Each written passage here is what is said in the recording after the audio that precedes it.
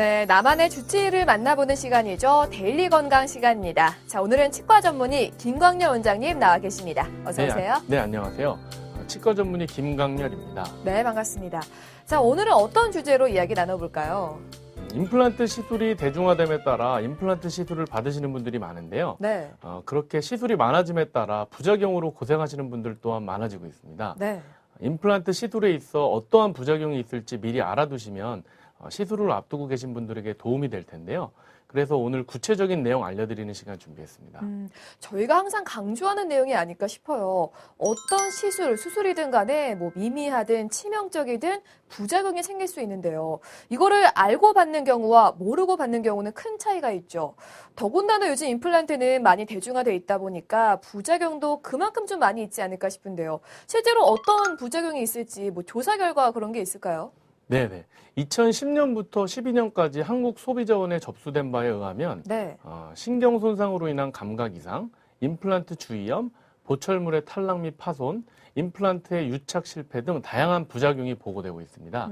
하지만 실제로 정확한 진단 하에 적절한 시술이 이루어지고 또한 관리가 잘 이루어진다면 부작용이 그리 많이 일어나지는 않으니 너무 염려는 안 하셔도 되겠습니다. 그래도 어쨌든 조금 걱정이 되긴 하는데 대체 부작용은 왜 생기는 거예요? 일단 임플란트는 시술부터 관리까지 모든 과정들이 잘 이루어져야 부작용이 발생되지 않는데요. 네. 시술적인 측면에서는 외과적인 임플란트 식립 수술과 보철물의 제작 등이 잘 이루어져야 되겠고요. 네. 시술 후에는 병원과 환자분이 함께 임플란트를 잘 관리해야 하는데요. 이 중 어느 한 부분이라도 문제가 생기면 부작용이 발생하게 되는 것입니다. 그러니까 시술부터 관리까지 어느 부분 하나 소홀히 하지 않고 계속 관리를 잘 해줘야지만 부작용이 생기지 않는 거네요. 그럼 이 부작용도 혹시 종류가 있을까요?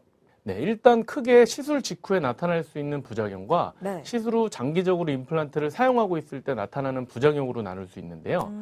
시술 직후에 나타날 수 있는 부작용으로는 첫 번째 파란 멍이나 네. 부종, 그리고 출혈, 통증 등이 있을 수 있습니다. 네네. 수술 부위의 범위나 수술 난이도 등에 따라서 피가 많이 나오고 붓거나 얼굴이 파랗게 멍이 드는 경우도 있는데요. 네네. 대부분의 경우에 출혈이나 부종 등의 증상은 시간이 걸릴 뿐 결국에는 회복이 되므로 심하게 걱정하지는 않으셔도 되겠습니다.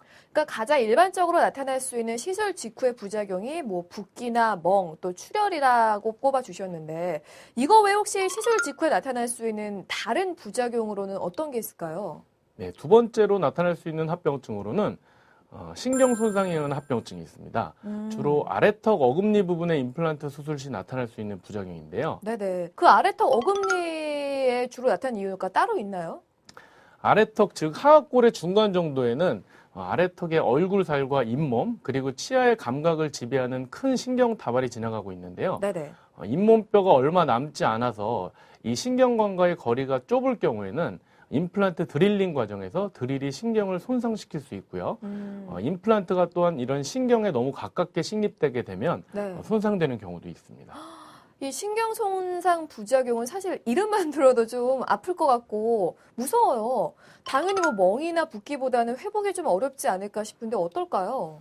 신경이 손상되면 손상 정도에 따라서 회복 기간이 달라질 수 있는데요. 네. 손상이 심하지 않은 경우에는 약물 치료로 대부분 회복이 되지만 네네. 손상이 심할 경우에는 영구적으로 회복이 되지 않는 경우도 있기 때문에 수술 시에 가장 주의해야 할 부분이라고 할 수 있습니다. 그러니까 손상 정도에 따라서 예후가 달라지는 거네요. 자, 그리고 또 어떤 부작용이 있을지 말씀해 주시죠. 네, 세 번째 부작용으로는 상악동 천공이 발생할 수 있습니다. 네네. 상악동 천공은 위턱, 즉 상악의 어금니 부위의 임플란트 수술 시에 나타날 수 있는 부작용인데요. 상악 어금니 부분은 중앙부에 신경이 지나가는 게 아니라 상악동이라는 커다란 공기 주머니를 가지고 있습니다. 이 부위는 빈 공간으로 얇은 막으로 둘러싸여 있는데 우리가 흔히 아는 축농증이라는 병이 바로 이 공간에 염증이 생겨서 농이 차 있는 병이 되겠습니다. 네네. 상악 부위와 마찬가지로 뼈가 부족하게 되면 즉 뼈의 높이가 부족하게 되면 임플란트 식립 시 하악의 경우에는 신경까지 들어갈 수 있는 것처럼 네. 상악의 경우에는 임플란트 기둥이 상악동까지 뚫고 들어가서 염증이 생길 수 있습니다. 그렇지만 좀 전에 설명드린 신경 손상만큼은 심각하지는 않다고 할 수 있습니다. 그렇군요. 자, 이렇게 해서 임플란트를 시술한 후에 바로 나타날 수 있는 부작용 살펴봤고요. 자, 이번에는 장기적으로 나타날 수 있는 부작용도 살펴보겠습니다. 어떤 것들이 있을까요? 네, 첫 번째로 임플란트의 잇몸병, 다시 말해 임플란트 주위염이 발생될 수 있는데요. 말 그대로 임플란트 주위 잇몸에 염증이 생기는 것을 말하는 병입니다. 가장 흔하게 나타나는 합병증이고 임플란트를 오래 못 쓰게 하는 가장 큰 주범이기도 합니다. 그래요? 임플란트 주위염이요. 이거에 대해서 좀 더 자세하게 말씀해 주시죠. 네, 임플란트 주위염이라는 것은 자기 치아 잇몸에 생기는 풍치와 크게 다르지 않습니다.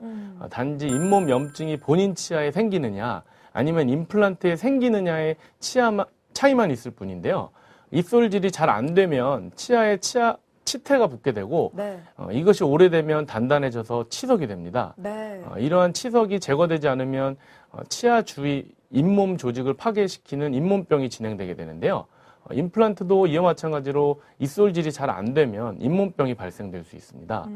임플란트 주위염은 한 번 생기면 치료가 쉽지 않고 또한 심하게 진행될 경우에 풍치처럼 임플란트가 흔들리는 정도까지 진행될 수 있기 때문에 항상 신경 쓰셔야 할 부분이 되겠습니다.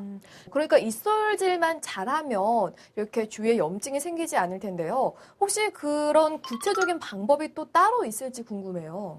임플란트 주위염은 플라그 제거만 잘 된다면 얼마든지 관리 및 예방을 통해 막을 수 있는 질병입니다. 네. 병원에서는 임플란트에 사용하는 재료 중에 특히 어버트먼트와 크라운에 쓰이는 재료가 무엇이며 사용하는 재료에 플라그가 잘 붙지 않는 성질을 갖고 있는 것인지 또한 형태와 표면 처리가 어떻게 제작한 것이냐에 따라서 임플란트 주위 염증 발생률이 달라질 수 있기 때문에 임플란트 주위염 발생률을 낮출 수 있는 그런 최선의 치료를 해야 하겠고요. 네. 환자분께서는 평소에 입술질을 잘 하시고 3에서 6개월에 한 번씩 정기적으로 치과에 방문하시어 관리를 받으신다고 하면 네. 예방하실 수 있는 질병이라고 할 수 있습니다. 우리가 임플란트 시술을 받기 전에 보통 가격만 보고 결정을 하는데 이 재료나 상태가 나한테 맞는지도 좀 꼼꼼하게 따져볼 지혜가 필요할 것 같습니다.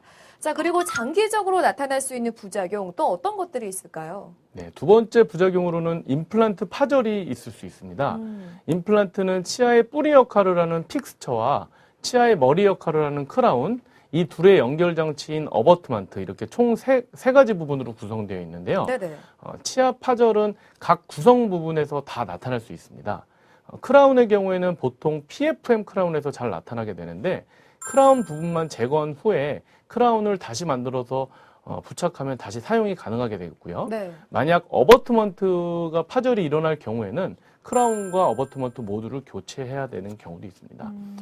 가장 심각한 것은 임플란트 기둥, 즉 픽스처에 파절이 생긴 경우라고 할 수 있는데요. 네. 이러한 경우에는 임플란트를 제거하고 다시 식립하여야 할 수 있습니다. 그러니까 픽스처, 크라운, 어버트먼트가 임플란트를 구성하는 세 요소인데 여기서 모두 파절이 일어날 수 있으니까 관리를 잘 해야 된다 말씀이신 거잖아요.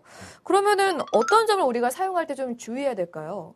어떤 재료를 사용하는지 여부가 중요한 부분을 차지하게 되는데요. 재료요. 네. 임플란트 크라운은 지르코니아 같은 심미적이면서도 파절이 되지 않는 재료를 사용하시는 것이 좋겠고요. 네네. 픽스처도 검증받은 회사에 검증된 재료를 사용하면 파절을 어느 정도 예방할 수 있겠다고 할 수 있겠습니다. 그러니까 너무 싼 재료를 선호하는 그런 것도 좀 지양해야 되지 않을까라는 생각이 들고요. 자, 그리고 또 다른 부작용도 궁금해요. 장기적으로 나타날 수 있는 부작용 어떤 게 있을까요? 네, 세 번째 부작용으로는 음식물이 잘 끼이는 증상이 있을 수 있겠습니다. 임플란트와 자연 치아가 만나는 부위에 주로 나타나는 현상인데 치아끼리 공간이 생기면 향후 보철적으로 다시 공간을 없애주셔야 합니다. 근본적으로 임플란트와 자기 치아 주위의 구조가 다르기 때문인데요. 네. 자기 치아는 치주인대라는 스프링 같은 기관이 있습니다. 이러한 기관 때문에 치아가 뼈에 바로 붙어 있지 않고 약간은 움직일 수가 있습니다. 그러나 임플란트는 이러한 치주인대가 없기 때문에 뼈와 직접적으로 붙어 있습니다. 그렇기 때문에 경미한 이동조차도 허용하지 않는데요. 만약 임플란트는 그 자리에 가만히 있고 자기 치아가 조금씩 이동을 했다면 네. 그만큼 치아 사이에 공간이 생길 수 있는